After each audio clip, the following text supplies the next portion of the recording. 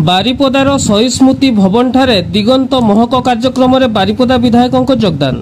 रविवार दिन दिगंत विकास आवासिक उच्च माध्यमिक शिशु विद्या मंदिर आनुकूल्य बारिपदा सहर शहीद स्मृति भवन ठारे दिगंत महक समर मिट 2025 कार्यक्रम अनुष्ठित हो जाइछि। तेबे एही कार्यक्रम में बारिपदा विधायक प्रकाश सोरेन अतिथि भाव योगदान करछन्ति। तेबे एनै रविवार दिन प्राय 12:30 समय ए बाबद सूचना मिली। बारिपदार शहीद स्मृति भवन ठारे दिगंत महक कार्यक्रम में बारिपदा विधायकों योगदान। रविवार दिन दिगंत विकास आवासिक उच्च माध्यमिक शिशु विद्या मंदिर आनुकूल्य बारिपदा सहर शहीद स्मृति भवन ठारे दिगंत महक समर मिट 2025 कार्यक्रम अनुष्ठित हो जाइछि। तेबे एही कार्यक्रम में बारिपदा विधायक प्रकाश सोरेन अतिथि भाव योगदान करछन्ति।